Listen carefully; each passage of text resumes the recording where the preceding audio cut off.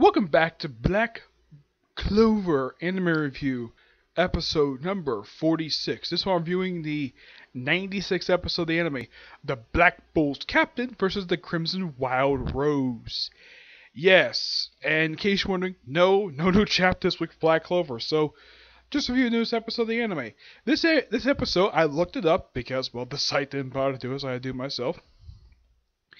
This pretty much adapts pages 7 to 17 of chapter 149. The first page of chapter 150 is basically adapted for like the last minute of the episode, and the entirety of pretty much 168 and 169.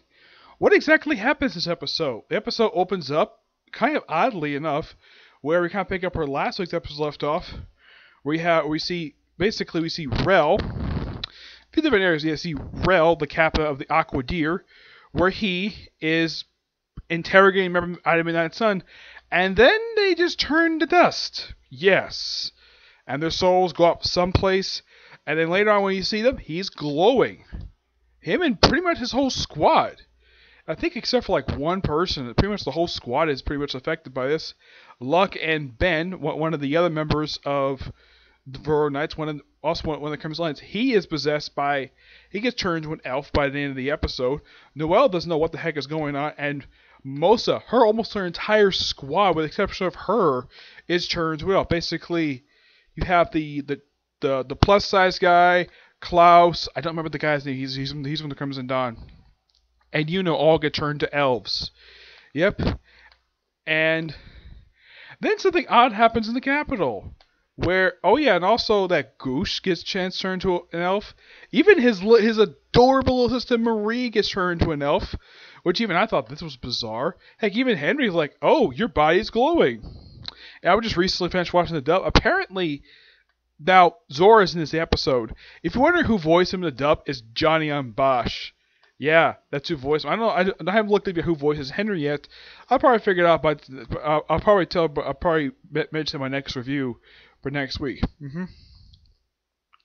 Yeah, and as for Asta, Zora, and Meliona, they're just basically talking to Rhea, where he's going through some transformation. Don't see much of that. This whole episode focuses on Yami, where this is like right after, this is while this stuff is going on, and Yami is basically watching over the basically he's near the body of the late Wizard King. And then Wizard King, his aide, Marks, and the doctor, Owen, shows up, and they've been turned to elves as well. Because apparently they're sent from elves. Yeah, and Yumi battles him briefly. Yeah, it's a pretty quick battle. He basically slices up the thing you're on, and he just knocks him because he doesn't want to hurt these two because he knows these two really well. And then all of a sudden, Charlotte shows up. Yep, Charlotte is turned into an elf. Yeah, this happened to her in the manga as well. Yeah, her elf name, the elf that's possessing her name is Carla, I think her name is, yes.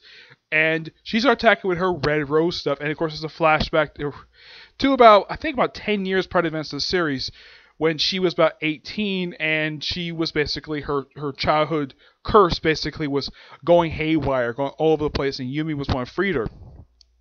Yumi remembers it, and even the elf possessing Charlotte is basically surprised at his movements and the fact that she has apparently never heard of Ki. She's like, Ki? It's implied she may have heard of it, but not around. I don't know. It's not really explored upon. They battle for a little while, and then Soul shows up.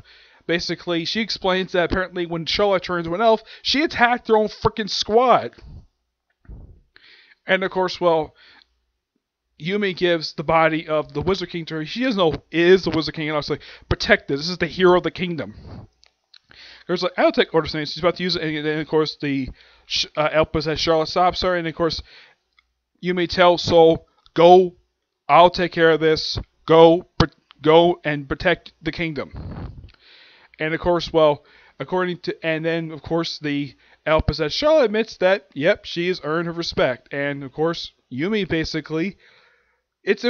From what I can tell, basically, he does care deeply about Charlotte. It's unknown if he's in love with her or not. I mean, Charlotte's been in love with her ever since he freed her from their childhood curse.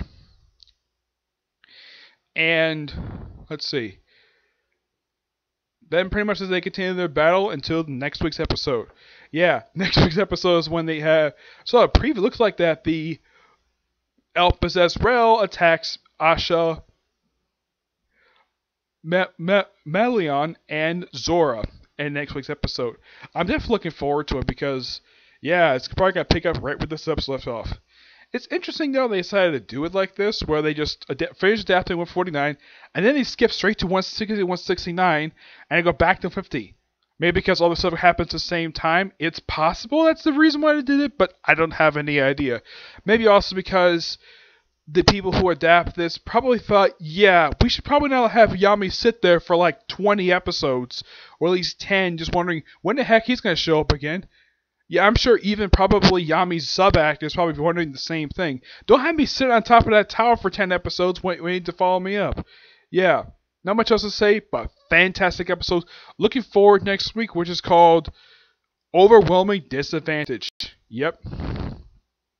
I'm definitely looking forward. I know that later on in the manga, Carla and Yumi basically develop good respect for each other. Of course, she tells her name, and they work together for pretty much the rest of the whole entire arc up until recently.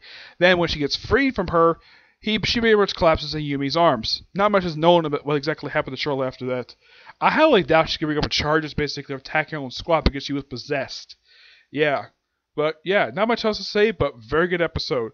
Looking forward to next week, okay? I have roughly one other video coming today. Now, in case you're wondering if I'm gonna do any more Case Closed stuff, or at least start a new series, I'm gonna put that on hold for a while because I'm gonna catch up with some dubs. I just finished the Black Clover dub.